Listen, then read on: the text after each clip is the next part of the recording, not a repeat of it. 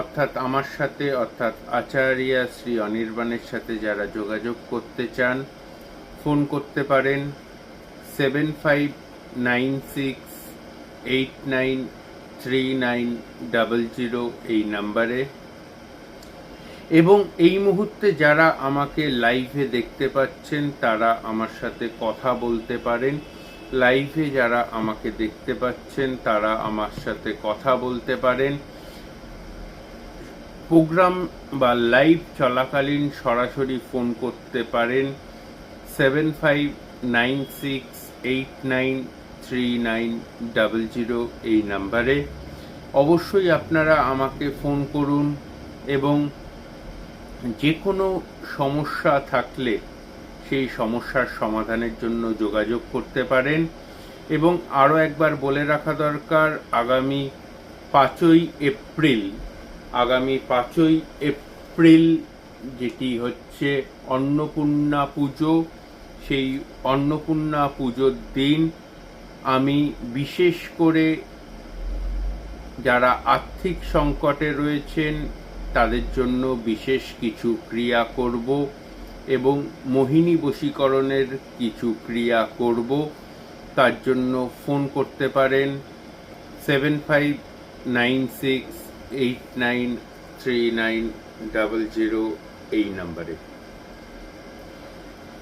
নমস্কার প্রত্যেককে। একটা কথা প্রথমেই বলে রাখা দরকার, সরাসরি ফোন ইন লাইভ অনুষ্ঠান।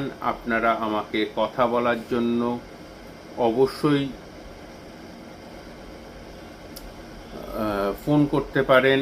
ফোন করার জন্য অবশ্যই আপনারা এই মুহূর্তে লাইভ চলাকালীন কথা বলতে ফোন করার জন্য ফোন করুন 7596893900 এই নাম্বারে। আখি মুখার্জি,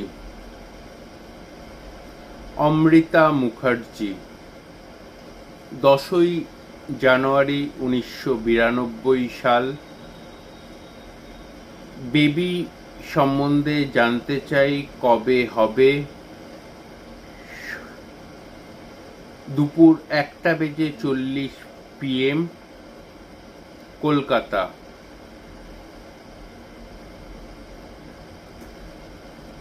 শান্ত মুখার্জি হাজবেন্ড। আখি মুখার্জি, আমি আচার্য শ্রী অনির্বাণ টেবিল বাজিয়ে গ্যারেন্টি দিতে পারি আপনার যে জন্মছক আমি দেখতে পাচ্ছি এবং আপনার যে নিউমারোলজিক্যাল জন্মছক দুটোই আমি একসাথে দেখে নিলাম। এই দুটো বিষয়ে দেখার পর আমি আচার্য শ্রী অনির্বাণ আপনাকে গ্যারেন্টি দিতে পারি আপনার জন্মছক অনুযায়ী 100% আপনার জন্মছকে সন্তান যোগ আছে এবং সামনের বছর এই সময়ের মধ্যে আপনি 100% কনসিভ করতে পারবেন। সেই ইন্ডিকেশন কিন্তু দেখতে পাওয়া যাচ্ছে। 100% সেই ইন্ডিকেশনের যোগ কিন্তু আমি দেখতে পাচ্ছি আপনার জন্মছক অনুযায়ী। তবে একটা কথা আপনার সাথে সাথে প্রত্যেকটা বোনেদের, দিদিদের প্রত্যেককে বলছি, যারা সন্তান যোগে বাধা পাচ্ছেন বা সন্তান হতে বাধা পাচ্ছেন তাদের জন্য এই উপায়টা বা এই ক্রিয়াটা আমি করব আগামী 5ই এপ্রিল অন্নপূর্ণা পুজোর দিন। আগামী 5ই এপ্রিল অন্নপূর্ণা পুজোর দিন আমি করব। যারা দীর্ঘদিন ধরে সন্তান যোগে বাধা পাচ্ছেন, সেই সন্তান যোগে বাধা দূর করতে আপনারা এই ক্রিয়াটা ঘরে বসেও করতে পারেন। কি করবেন বা কি সেই উপায় বা কি সেই ক্রিয়ার কথা আমি বলছি, সেই উপায় বা ক্রিয়ার কথা আপনারা করবেন। এই ক্রিয়াটা আপনারা শুরু করবেন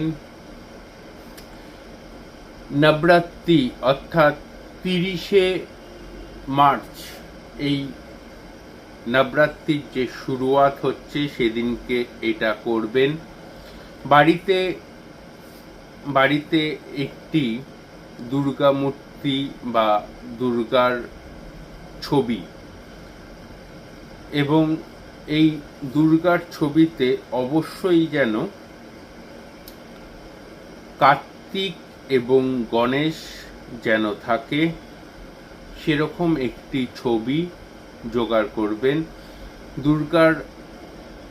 দেবী দুর্গার ছবি, তার সাথে কার্তিক এবং গণেশ যেন থাকে সেরকম একটি ছবি জোগাড় করবেন, যেই ছবিটি আগামী 30শে মার্চ এটি আপনার ঠাকুরের সিংহাসনে প্রতিষ্ঠা করবেন। এবং প্রতিষ্ঠা করার পর আপনি অবশ্যই যে ক্রিয়াটি করবেন সেটি হচ্ছে 30শে মার্চ সন্ধেবেলা ঠিক 6:24 পর একটি ঘিয়ের প্রদীপ প্রজ্বলন করতে হবে। কিন্তু ঘিয়ের প্রদীপটা এমনি প্রজ্বলন করলে হবে না, একটি কলা পাতার টুকরো রেখে তার ওপর 5-6টা গোবিন্দভোগ আতপ চাল দিয়ে তার ওপর ঘিয়ের প্রদীপটি প্রজ্বলন করবেন, এবং দেবী দুর্গার কাছে এবং